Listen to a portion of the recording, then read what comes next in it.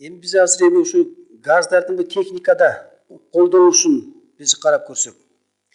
Биз буга чейин силер менен газдын газ абалынын негизги теңдемени, газдардын абалдын негизги теңдемесин жаздык. Негизги теңдемеси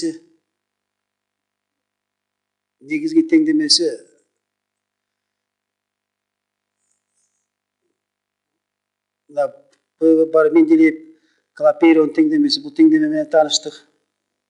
Анан газдын 3 закону менен тааныштык. Биринчи температура турактуу кезиндегиси V барабар константа деп. Андан кийин көлөм турактуу кезинде анда P барабар константа T деп. Үчүнчү басым турактуу кезинде көлөм константа Т деп. Мына биз караган оркинде газдардын закондорун тааныштык. Эми бул закон биз жөн эле ой жүгүртүү эмес. Бул жерден биз силер менен ошо газ закондорун биз пайдаланып, турмушта, техникада пайдаланганды үйрөнүшүбүз керек. Бул закондордун биз жакшы жаман жактарын билишибиз керек. Эгер жакшы жактары болсо аны биз турмушта пайдаланышыбыз керек, өзүбүзгө жеңил болуш үчүн. Эгерде жаман терс жактары болсо аны болтурбоого аракет кылышыбыз керек. Эми могу сүрөткө кайрылсак, мына газдардын биз ушу техникада колдонулушун биз мына турмушта сүрөттү карап көрсөк, мынакей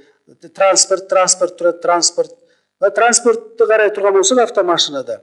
Бул жерде мына биринчи дөңгөлөгү. Мына карагыла, бул жерде машина дөңгөлөктөрүн алсак, дөңгөлөк. Бул жерде дагы газ аба толтурулган. Андан кийин дагы карасак, бул транспорттун ичинен күйүүчү кыймылдаткыч деп коебуз. Ичинен күйүүчү кыймылдаткыч. Бул жерде дагы негизги жумушчу нерсе ол газ эсептелет. Андан башка дагы ушу транспортто биз байкай турган болсок, транспортто ушул эле алсак, бул жерде тормоздоо жолу дагы. Тормоздоо жолу. Мына карагыла, ушу бир эле автомобиль турган болсок, бул жерде канча бизге жакшы жумуштарды аткарып берип атат. Эми мында сырткары, бул жерде самолетту карай турган болсок, мына самолет учуп баратат. Бул жерде да биз газдарды пайдаланабыз. Бул жерде да реактивдүү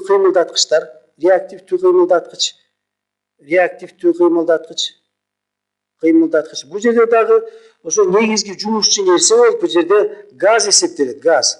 Бул жерде газ дегенде, бул билебиз, бул кыймылдаткычтарда биз түтүн, мисалы газды алыш үчүн биз бензин, мисалы автомобилдерде бензин менен абаны аралаштырабыз.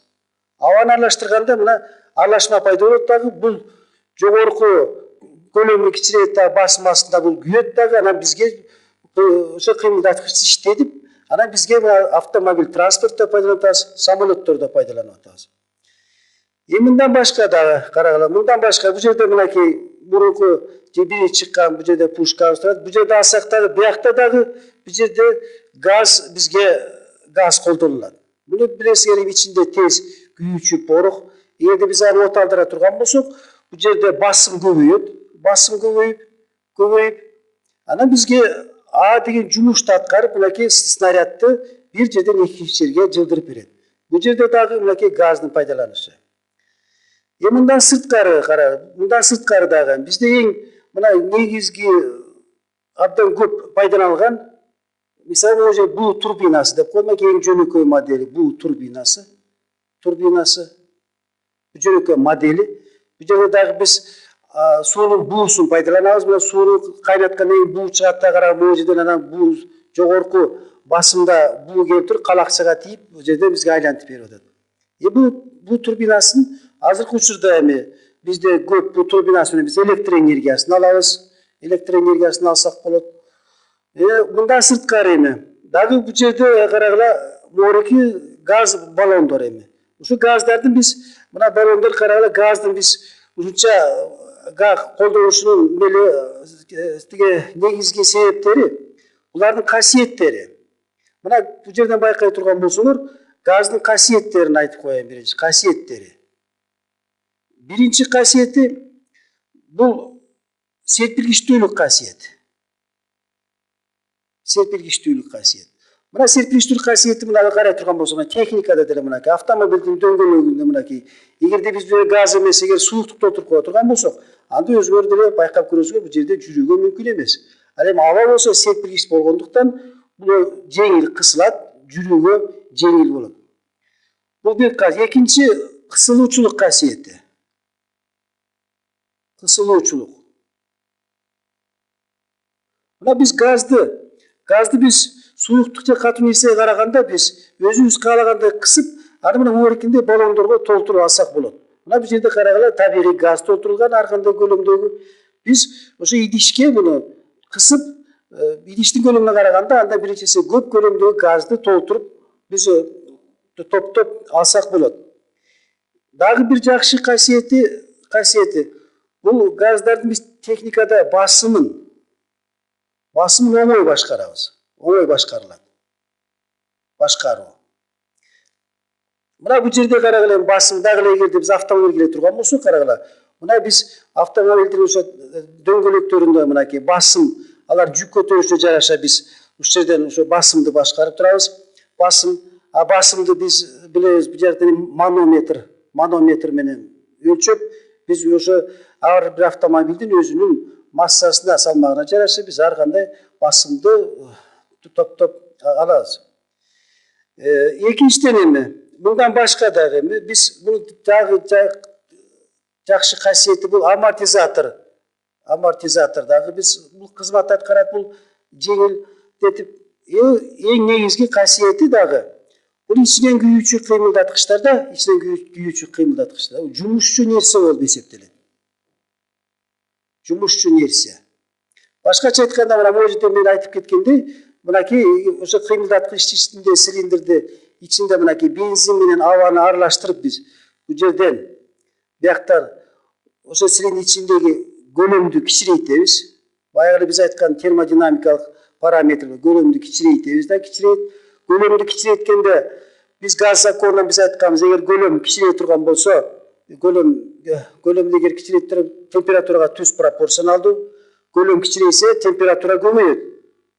Ошондуктан бул жерден эгер температура көбөйгөндө биз эгерде от тийгизе турган болсок, ал жерден от алат дагы күйүп, биздин могу суук бензинибиз газга айланат дагы, бул газ, анан газ бизге сыртка деген могу жумушту аткарып берет. Эми карагыла, могу жерден биз өзүңөр байкай турган болсоңор, биз муртан бери сөз кылган могу биздин газыбыз, бул биздин турмушта, техникада абдан чоң мааниси бар. Бул газ түрүндө, газдык бизде ошо агрегаттык абалы жок, бизди элестетүүгө да мүмкүн эмес. Эми дагы бир өзгөчөлүгү, бул газ нерсенин өзгөчөлүгүн жазып коеюн. Өзгөчөлүгү булар